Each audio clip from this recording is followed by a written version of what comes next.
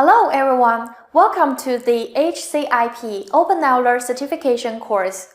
Now let's continue to learn about OpenELR storage management. We have introduced NAS storage and SAN storage, and we have demonstrated them together with experiments. Starting with the section, we will introduce another type of distributed storage among shared storage. The shared storage, NAS and SAN, provide disk space in a centralized device. For example, NAS is a directory, and SAN is a partition or the whole disk. All of them belongs to centralized storage. And now, let's talk about distributed storage. Distributed storage has multiple mature and stable products. Commonly used are HDFS, Swift, Chef, and GlusterFS. Among them, HDFS is an important part of the big data solution. It is a core component of Hadoop. It's a distributed file system designed to run on general-purpose hardware. It provides the basic for distributed computing storage and management. And Swift is a distributed object storage service initially deployed by Rackspace and donated to the OpenStack open source community in 2010, and then became one of the core projects in the community. For Chef, it's the most used distributed storage solution. It is an open source project that provides block storage, file storage, and object storage for users. In the future, we will learn the working principles and basic usage of this product in the HCIE OpenELR. Initially developed by Steve Well during his PhD research, Chef was first released in 2004 and later donated to the open source community. And finally, GlusterFS, which we will learn about in this course. Like HDFS, it is also an open source distributed file system that aggregates storage resources across multiple servers into a virtual file system, enhancing reliability, scalability, performance, and fault tolerance. Actually, GlusterFS has many advantages. Petabyte scale storage, support for thousands of clients, POSIX compatibilities, general-purpose hardware, open source, compatibilities with any drive file system that supports extended attributes, support for industry standard protocols such as NFS and SMB, and also support for replication, QTA, geo-replication, snapshot, and bitrate detection, optimization techniques for different workloads. At the same time, GlusterFS also had the following features. First one, high availability, automatically detects storage nodes faults and migrates data to healthy nodes. Load balancing, distributes data evenly across multiple storage nodes. Scalability, GlusterFS system can be scaled out by adding storage nodes, accommodating growing storage demands. Data security replicates data across nodes for redundancy purpose. Higher performance using an elastic hash algorithm to enable rapid, concurrent read and write operations by multiple clients. Final one, easy management, providing comprehensive toolset for streamlined management of storage node and file systems.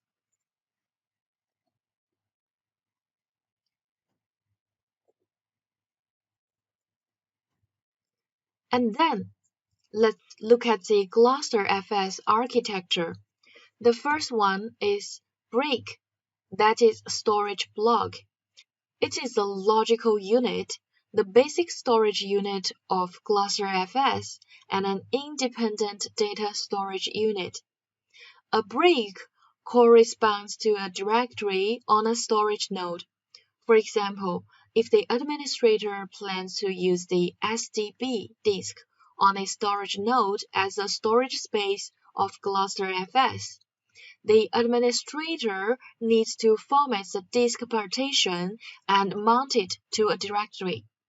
When creating a logical volume, the directory is specified.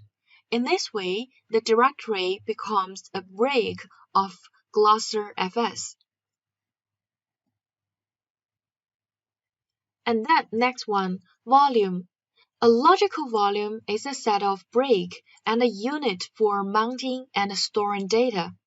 Based on data storage rules and volume features, volumes can be classified into multiple types, such as distributed volumes or replication volumes, and we will focus on them later. And the third one, Fuse. Fuse is a kernel module that runs on the client, specifically Gluster-Fuse in GlusterFS. It is a native driver for accessing GlusterFS, that is the file system driver that needs to be installed on the client. The next one is VFS, Virtual File System. VFS is an interface that the kernel space provides for users to access disks. The storage node of GlusterFS provides data storage functions for users through this interface. And the final one, Glustered. The Glustered is the GlusterFS service process. After the GlusterFS service process is started, the GlusterFS can provide services normally.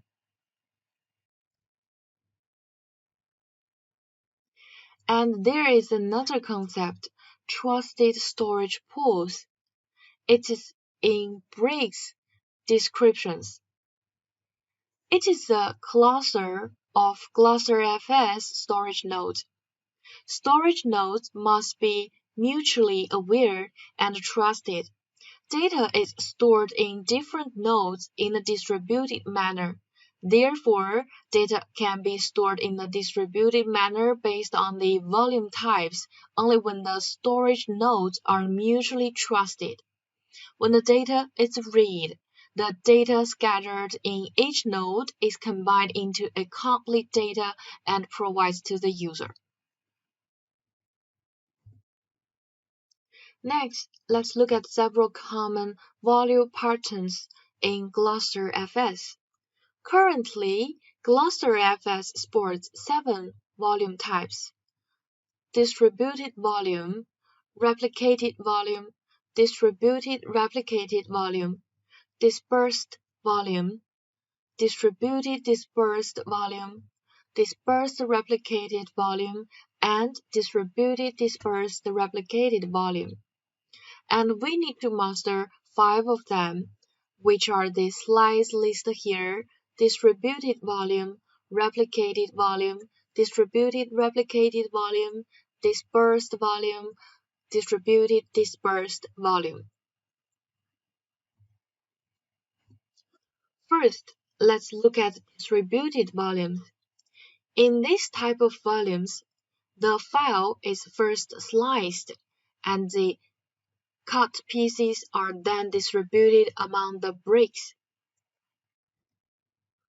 For example, in the picture, a large file is divided into file 1, 2, and 3.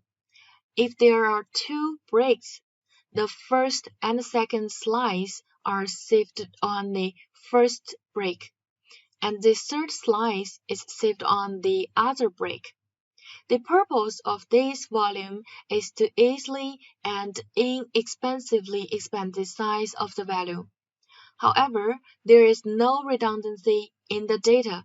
Once a break is damaged, the slice on the break will be lost, resulting in the loss of the entire data.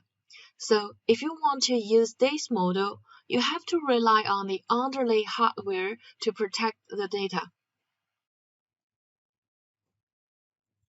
The second type is the replicated volumes.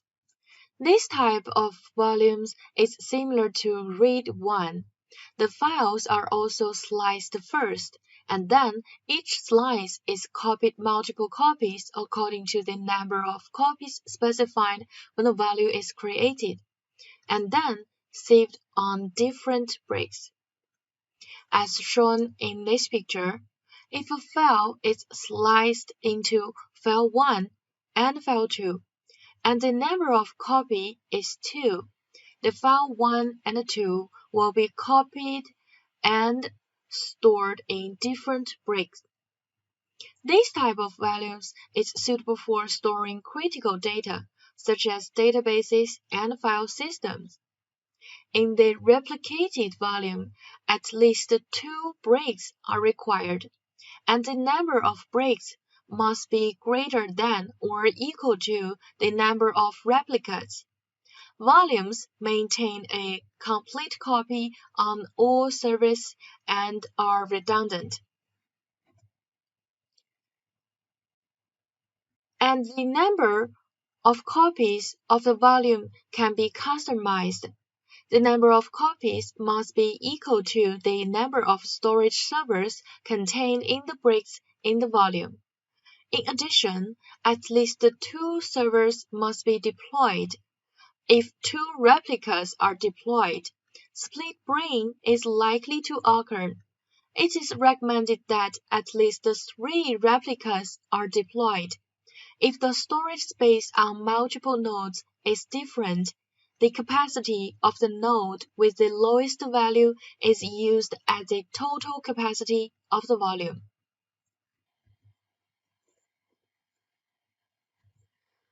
And the third type is distributed replicated volume.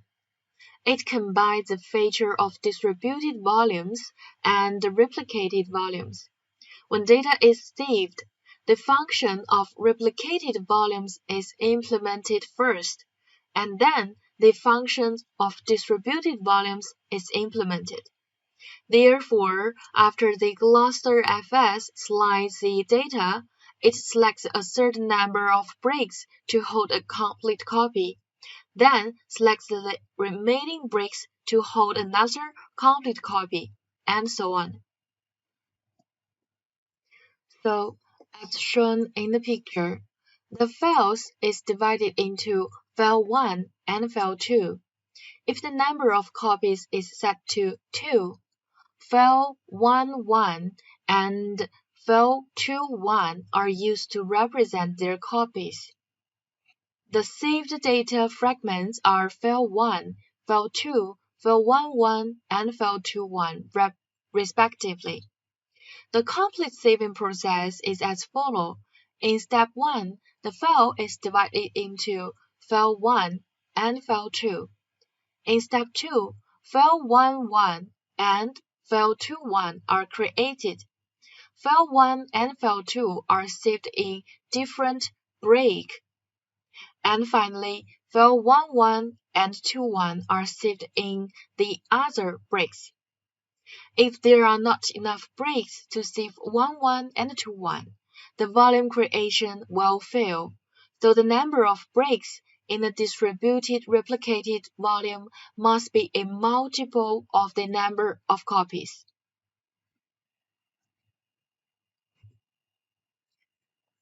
The fourth type is dispersed volume. This type is no longer based on copy mechanism, but on the eraser coding mechanism. That is, when a file is sliced, eraser chips are automatically generated. If some data slices are lost, complete data can be recovered based on the eraser code and the remaining data slice. A slice used to store data is referred to as a code block, and a code block used to recover data is referred to as a redundant block. As shown in the picture, file 1 is a complete data. When it's saved, it is divided into 2 code blocks and 1 redundant block according to the rules. If any block is lost, the other 2 block file 1 can be used to reply. The number of redundant block determines the number of breaks that can be faulty. For example, when creating a distributed volume, if the specified rules is that the code block is 3 and the redundant block is 2, the value can be damaged at most 2 breaks. When creating a distributed value, ensure that the number of redundant blocks is less than the number of code blocks. Distributed volumes are applicable to scenarios that require high availability and data protection, such as storing important data, database, and VM images. The last type is the distributed dispersed volumes. It combines the feature of distributed volumes and dispersed volumes, and the workflow is similar to the distributed replication volumes. When data is saved, the system distributed volumes first, and then distributed the volumes. That is, slice according to the rules of the distributed volume, and then save the slices in a part of the break. When the second file is added, save the file in the remaining breaks after the slice is complete. The number of breaks must be a multiple of the number of data blocks. And after that, we will introduce how to install, deploy, and use GlusterFS through the hands-on operation demonstrations. In this section, we introduce several common storage architecture focused on GlusterFS components, including breaks and volumes, and the introduction the characteristic of 5 typical volumes. From the next section, we will start with the basic configuration and complete the GlusterFS lab operations one by one. And it's also including volume creation, testing, switchover, and recovery. Thank you for watching.